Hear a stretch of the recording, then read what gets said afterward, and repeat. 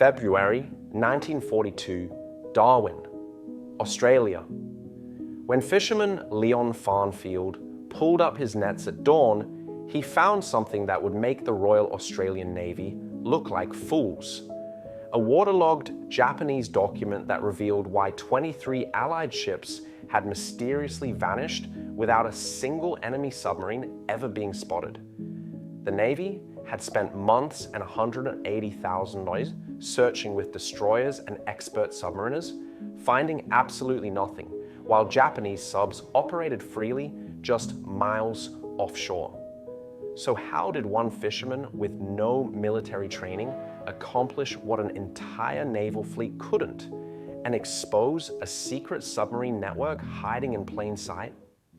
The sun had barely broken the horizon when Leon Farnfield felt his fishing nets catch on something heavy. He had been pulling nets from these waters for 30 years, and he knew the difference between a good haul of fish and something that did not belong. His hands, rough and scarred from decades of working rope and tackle, moved quickly as he hauled the line. The water was calm that morning, almost too calm, and the silence felt wrong. When the object finally broke the surface, Leon's heart stopped. Tangled in his net was a waterproof pouch made of rubberized canvas, and inside it, wrapped carefully in oilcloth, was a document covered in Japanese writing. What Leon held in his weathered hands that morning would change everything the Royal Australian Navy thought they knew about the enemy lurking in their waters. The crisis facing Australia in early 1942 was unlike anything the nation had experienced. Between December 1941 and March 1942, 23 Allied merchant ships and naval vessels had been sunk in Australian waters. 23 ships carrying supplies, troops, and hope had simply vanished beneath the waves. The terrifying part was not just the losses themselves, but the mystery surrounding them. Not a single crew member reported seeing an enemy vessel before their ship went down. No periscopes, no torpedoes. Cutting through the water, nothing. Intelligence officers estimated that somewhere between 8 and 12 Japanese submarines were operating in the region, moving like ghosts through the sea. Naval patrols searched day and night but found absolutely nothing. Then came February 19, 1942, a date burned into the memory of every person in Darwin. Japanese bombers appeared in the sky and unleashed hell on the city. 243 people died that day. Ships in the harbor exploded. Buildings crumbled. The attack proved beyond any doubt that Japanese forces were far closer than anyone had dared to imagine. If they could bomb Darwin, their submarines could be anywhere. Fear spread faster than the fires that consumed the waterfront. Leon Farnfield was 52 years old and had no military training whatsoever. He was just a fisherman, as people constantly reminded him. He operated a 38-foot fishing trawler that barely kept him and his family fed. But Leon possessed something no naval officer had: 30 years of intimate knowledge of these waters. He knew every current, every reef, every underwater rock formation. He could read the sea like other men read newspapers. He knew where the water moved fast and where it sat still. He knew the hidden places. When Leon brought the Japanese document to the Royal Australian Navy office in Darwin, the officers looked at him like he had lost his mind. They took the document, yes, but they took nothing else. He said seriously, a commander with perfectly pressed uniform and shiny buttons told Leon that they appreciated his patriotism, but that they had experts handling the situation.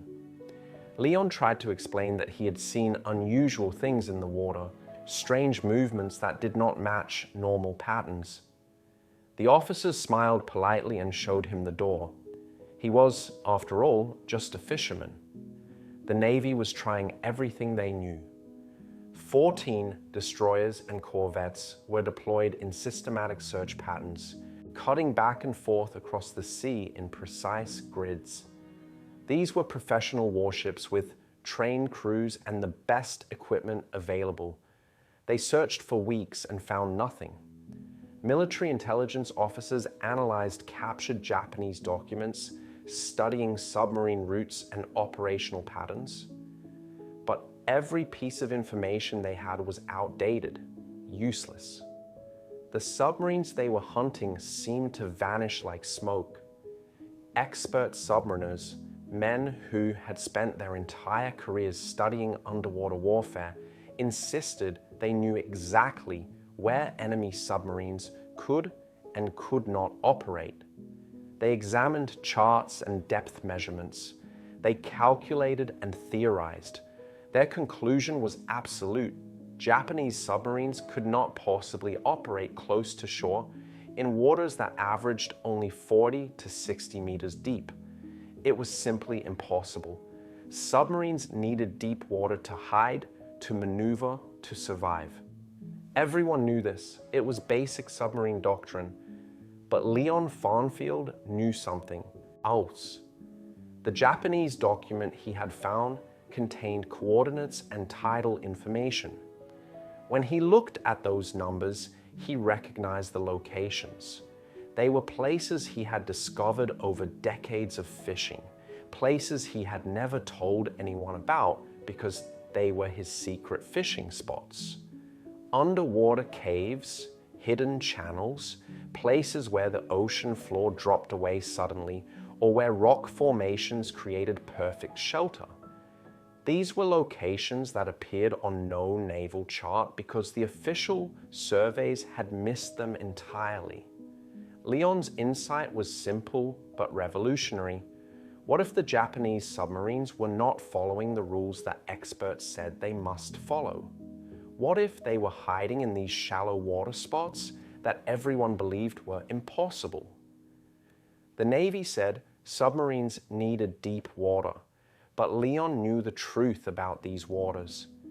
He knew about caves 15 to 35 meters deep that opened up into larger chambers. He knew about channels where the tide rushed through at incredible speed, creating enough noise and turbulence to hide the sound of engines. He had discovered these places by accident, by running aground, by following schools of fish into places other fishermen never explored. Standing on the dock with that Japanese document in his hand, watching naval vessels search in all the wrong places, Leon understood something that all the experts had missed. The enemy was not hiding where they were supposed to hide. They were hiding where no one thought to look, and only a fisherman who knew every secret of these waters could find them. Leon Farnfield returned to his small wooden house that evening and spread out every fishing chart he owned across his kitchen table. His wife brought him coffee and watched silently as he began to draw. For hours, so working by lamplight, Leon created maps of the underwater world he knew better than the streets of Darwin. His pencil moved carefully across the paper, marking 17 different locations where he knew caves and channels existed. These were not guesses. These were places he had seen with his own eyes, places where he had nearly lost his boat, places he had avoided or exploited depending on what he was fishing for. Each location received precise notes written in Leon's rough handwriting. Cave entrance at 15 meters depth. Chamber opens to 28 meters inside. Strong current on incoming tide, 6.2 knots. Outgoing tide, 4.8 knots. He included measurements he had taken over years using his boat's depth sounder, a simple device that could measure depth accurate to half a meter. He marked every detail he could remember. The width of openings, the direction channels ran, the type of rock and coral, everything that might matter. Leon knew these tidal currents were crucial. When water rushed through narrow channels at 6 knots, it created tremendous noise and turbulence. A submarine sitting still in one of these locations during strong tide would be almost impossible to detect. The water itself would hide the sound of engines, of men moving inside the metal hull, of anything that might give away their position. He identified 5 key locations within 40 nautical miles of Darwin, where submarines could hide during daylight hours, wait for darkness, then slip out to hunt Allied ships. The problem was getting anyone to listen. Leon had nothing but his fishing maps, a basic compass, his depth sounder, and 30 years of memories.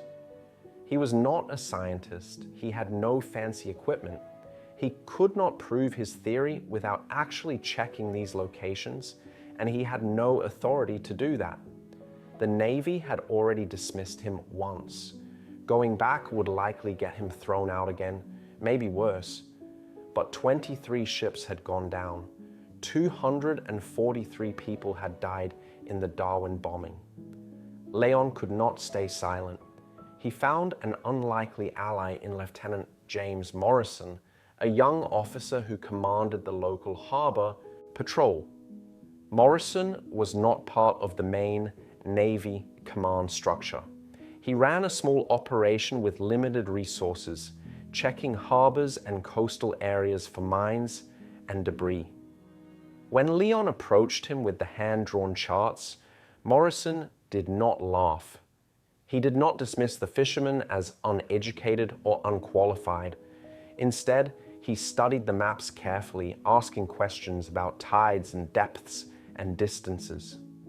Morrison had grown up sailing these waters himself. He understood that local knowledge had value. On February 28, 1942, Morrison made a decision that could have ended his career. Without authorization from his superiors, he took one patrol boat, HMS Vigilant, to the coordinates Leon had specified. It was just one location, the one Leon felt most confident about. The patrol boat was small, armed with basic depth charges containing 150 kilograms of TNT each, set to explode at 40 meters depth. Morrison and his crew of 8 men motored slowly to the exact position Leon had marked. The water looked empty, peaceful even. Nothing on the surface suggested anything lurked below. Morrison ordered his crew to drop 3 depth charges in a triangle pattern around the coordinates. The charges sank quickly, disappearing into the blue-green water. Then the ocean erupted. 3 massive explosions sent columns of water shooting into the air. The patrol boat rocked violently. Men grabbed railings to keep from falling. As the water settled and the foam cleared, they saw it. An oil slick spreading across the surface, dark and unmistakable. Something was down there. Something had been damaged. They had no way to confirm what it was, no way to know if they had sunk a submarine or just damaged it. But the oil proved Leon Farnfield had been right. Morrison wrote a detailed report and sent it directly to Captain John Walsh, who had just been appointed to naval intelligence in Darwin. Walsh was a careful man, methodical and thorough, but he was also new. Enough to the position that he had not yet developed the same rigid thinking as the older commanders. He read Morrison's report 3 times. He examined Leon's hand-drawn charts. He considered the oil slick evidence. Then he did something that put his entire career at risk. Captain Walsh authorized 3 patrol boats to investigate all 16 remaining locations on Leon's maps. He did this knowing that if he was wrong, if this turned out to be a waste of resources based on the wild theories of a fisherman, he would likely be demoted or transferred. But Walsh had read the reports of 23 sunken ships. He had walked through Darwin after the bombing and seen the destruction. He understood that conventional thinking had failed completely. Maybe it was time to try something unconventional. Between March 3rd and March 5th, 1942, the 3 patrol boats visited every location Leon had identified. They moved methodically, checking each set of coordinates, dropping depth charges where Leon indicated submarines might hide. On March 4th, at exactly 12 degrees, 28 minutes south latitude and 130 degrees, 51 minutes east longitude, their persistence paid off in spectacular fashion. The depth charges forced a Japanese submarine to the surface. The I-124 broke through the waves, water streaming from its dark hull, damaged and desperate. Crew members scrambled on deck as the submarine's captain tried to dive again, but the damage was too severe. The submarine managed to retreat, trailing oil and listing to one side, tracked by the patrol boats until it disappeared into deeper water. On March 5th, 2 more submarines were detected at different locations Leon had mapped. They did not surface, but sonar contact was clear, and depth charge attacks sent up more oil slicks. Captain Walsh immediately wrote a report to Navy Command. He titled it, "Unconventional Intelligence Source Yields Results." The report detailed everything that had happened, giving full credit to Leon Farnfield and Lieutenant Morrison. Within hours, the report reached the desk of the Admiral commanding Australian naval operations. The response was swift and decisive. If a fisherman with hand-drawn maps could find submarines that an entire fleet had missed, then it was time to completely change their approach. The transition from skepticism to desperate adoption happened almost overnight. Before Leon Farnfield pulled that Japanese document from his fishing nets, the situation in Australian waters had been nothing short of catastrophic. 23 Allied ships had been sunk in just 4 months, their hulls torn open by torpedoes that came from nowhere. Crews went to the bottom without ever seeing their attacker. The Navy had logged 847 hours of patrol time, searching for enemy submarines, and had found absolutely nothing. Not a single contact, not one damaged enemy vessel. The cost of these fruitless patrols reached £180,000, an enormous sum that brought nothing but frustration and failure. Meanwhile, merchant ship crews began refusing to sail Australian waters. Men who had survived torpedoes spread stories in every port about invisible enemies and certain death. Morale collapsed faster than the ships themselves. The Navy had tried everything they knew how to try. Destroyers ran search patterns based on textbook submarine tactics. Intelligence officers analyzed every scrap of captured Japanese documentation. Experts calculated probable patrol routes and likely attack positions. All of it was useless because all of it was based on assumptions about how submarines should behave, where they should hide, what was possible and what was not. The Japanese were not following anyone's textbook. They had found the gaps in expert knowledge, the places that did not appear on official charts, and they had turned those gaps into a weapon. Within 10 days of Captain Walsh's report, reaching Navy Command, everything changed. The military created Operation Poseidon, a systematic surveillance program focused entirely on the locations Leon Farnfield had identified. This was not a tentative experiment or a small-scale test. This was a complete reorganization of coastal defense strategy. 12 patrol vessels were assigned to permanent rotation duty, checking Leon's sites every 8 hours around the clock. Naval personnel installed listening posts at 8 of the cave entrances, hiding underwater microphones in the rocks to detect submarine engine sounds. These listening posts operated continuously, with teams of sailors wearing headphones in cramped observation. Shacks listening for the distinctive sound of electric motors or the hum of diesel engines recharging batteries. Leon Farnfield himself was recruited as a civilian advisor at £15 per week, 3 times what he had ever earned from fishing. The Navy gave him an office, access to their charts, and, most importantly, they gave him their respect. Officers who had dismissed him weeks earlier now sought his advice on currents, tides, underwater formations. Leon worked alongside Navy cartographers, adding his knowledge to official maps. By April 1942, he had identified 23 additional potential submarine hiding locations using the same methods he had developed over decades of fishing. Each location was investigated, measured, and added to the growing database of places that needed watching. The impact was immediate and dramatic. Between March and August 1942, Allied shipping losses in Australian waters dropped to just 3 vessels, an 87% reduction from the previous 4 months. 3 ships was still 3 too many, but compared to 23, it represented a fundamental shift in control of the waters. The Navy disrupted or prevented 8 confirmed Japanese submarine attacks during this period. Patrol boats arrived at attack positions before submarines, could fire torpedoes, forcing the enemy to break off and retreat.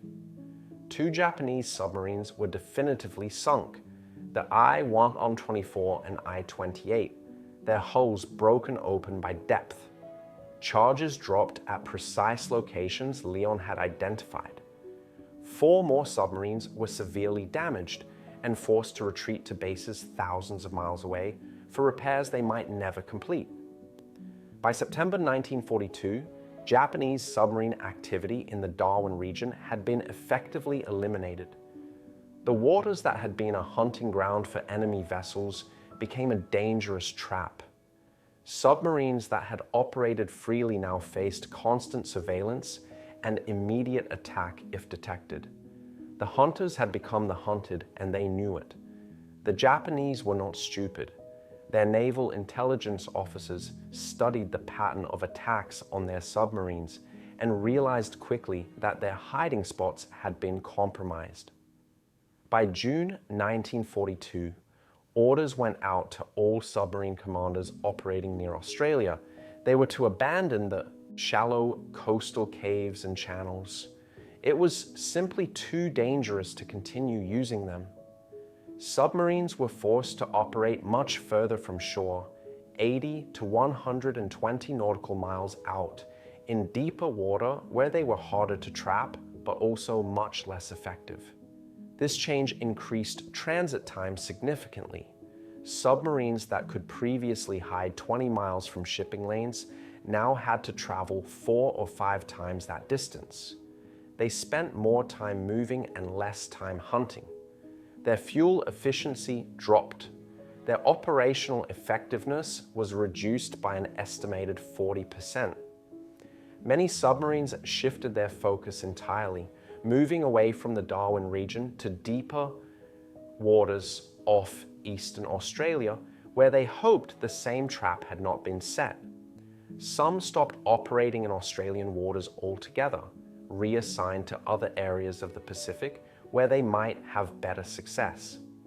In April 1942, Leon Farnfield's contribution was classified as most secret, the highest level of security classification. The Navy could not risk the Japanese learning exactly how their submarine network had been exposed. Leon was told he could not talk about what he had done, not to his wife, not to his friends, not to anyone. His name appeared in no newspapers. No public recognition came his way. In August 1943, he was awarded the British Empire Medal for civilian service, but even the citation remained classified until 1993. Leon attended a small ceremony with a handful of officers who shook his hand and thanked him for his service to the nation. Then everyone went back to work and the secret remained buried. The Navy learned a broader lesson from Leon's success. They began incorporating local fishermen into their coastal intelligence network all across Australia. 23 fishermen were eventually recruited in different regions, each bringing their own detailed knowledge of local waters. These men mapped underwater features, reported unusual sightings, and advised on tidal patterns and currents. The program became so valuable that it created a precedent. The Royal Australian Navy created what they called a local knowledge database, making it standard practice to consult with civilians who possessed specialized understanding of specific areas. This was revolutionary thinking for a military organization that had always relied exclusively on its own experts and official charts. The official recognition of Leon's innovation came in Navy reports and policy documents that acknowledged a simple truth. Sometimes the expert with all the training and equipment is not the expert you actually need. Sometimes you need someone who has spent 30 years learning one specific place so well that they can see what everyone else misses. The full scale of what Leon Farnfield accomplished became clear only when looking at the numbers. 3 ships lost instead of 23, 2 enemy submarines sunk and 4 more damaged, an entire region of ocean transformed from a danger zone into a protected space. And all of it started with one fisherman who refused to be dismissed just because he lacked formal credentials. When the war ended in 1945, Leon Farnfield's maps did not disappear into forgotten filing cabinets. Instead, they became the foundation for something much larger than anyone had anticipated. The Royal Australian Navy launched a comprehensive hydrographic surveying program to officially chart all the underwater features Leon had discovered. Between 1945 and 1947, Navy survey ships equipped with modern sonar equipment visited each of the 17 original cave locations Leon had identified with nothing more than a fishing boat's depth sounder and his own memory. The surveys confirmed every single one. The measurements Leon had made were remarkably accurate, sometimes within just a few meters of what the sophisticated Navy equipment recorded. The caves, channels, and hidden formations were all exactly where he said they would be, exactly as deep as he had estimated, with tidal currents that matched his observations almost perfectly. These locations were added to official navigation charts used by commercial and military vessels throughout the region. Underwater features that had existed for millions of years but had never been documented now had names and coordinates and warning labels.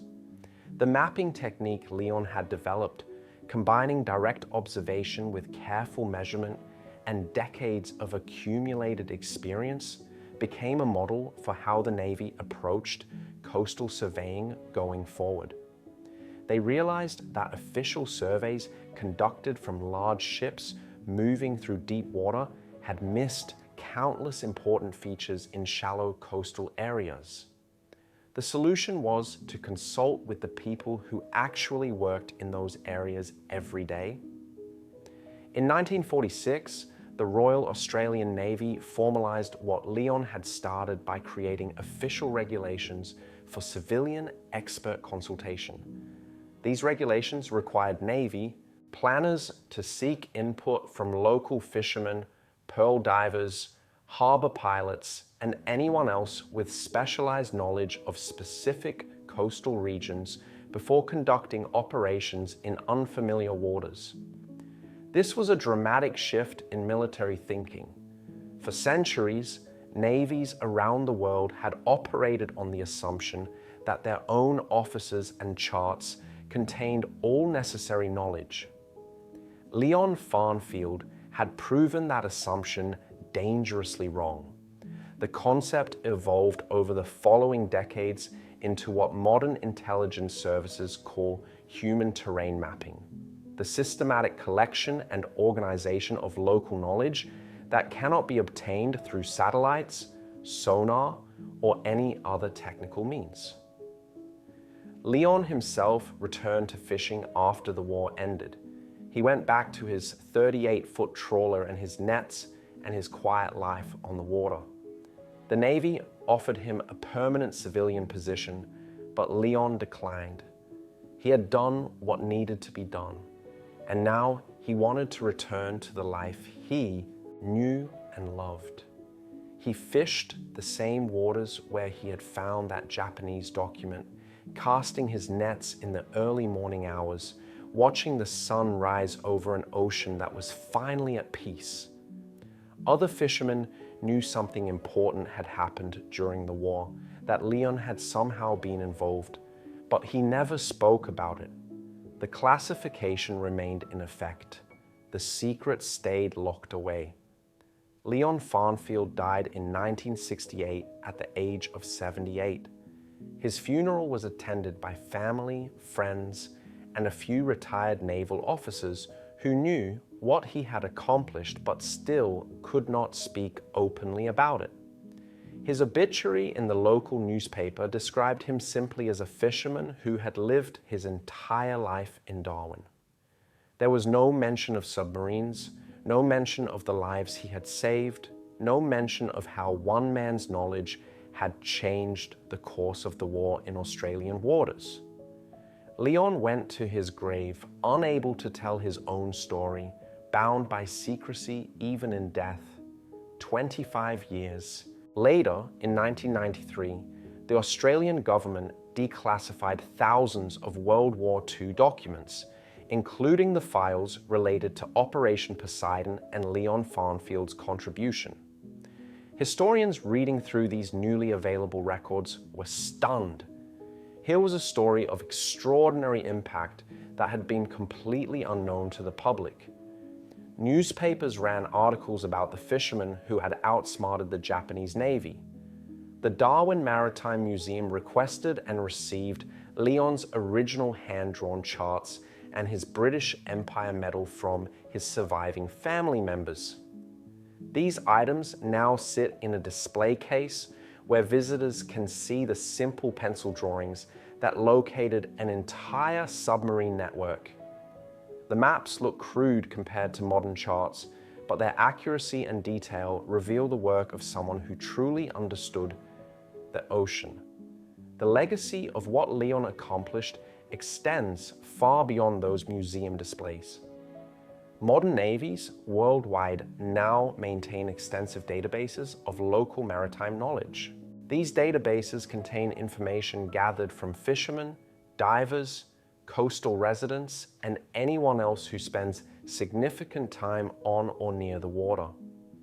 The information includes everything from unusual currents and hidden rocks to seasonal changes in water temperature and the behavior of marine life that might indicate underwater features.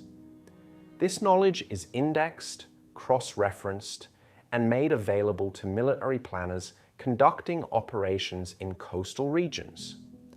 The United States Navy SEAL teams provide a clear example of how Leon's approach became standard practice.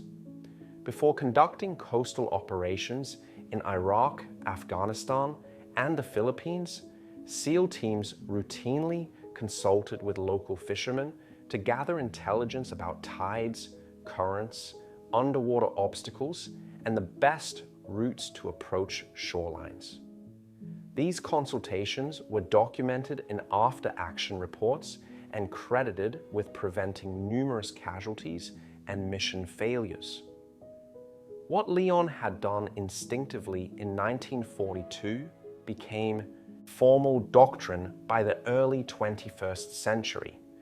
The integration of civilian knowledge into military operations expanded beyond just navigation and geography. Commercial fishing data is now routinely shared with submarine detection systems globally.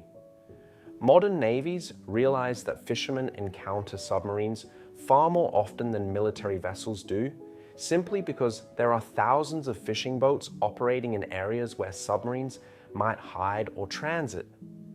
Automated systems collect reports of unusual sonar readings, strange movements in the water, and unexplained damage to fishing equipment.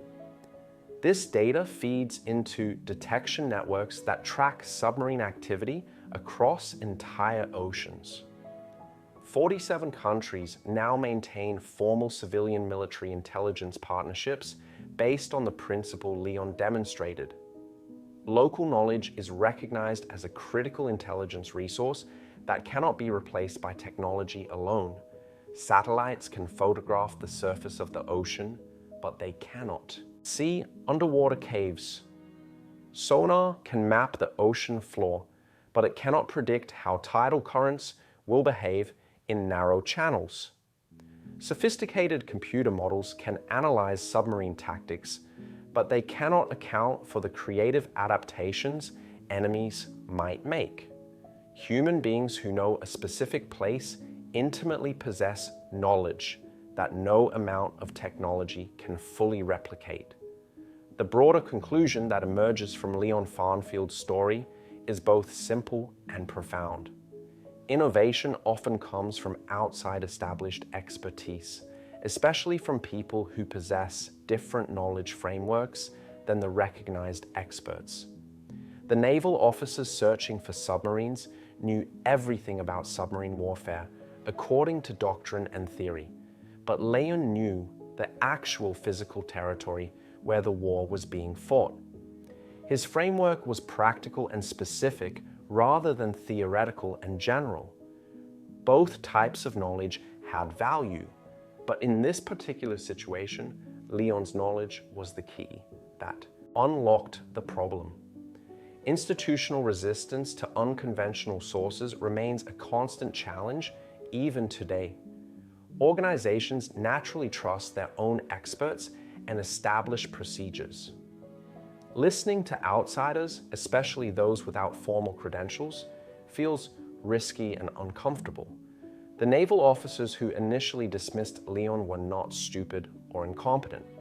They were simply operating within a system that told them to trust official charts and trained experts above all else.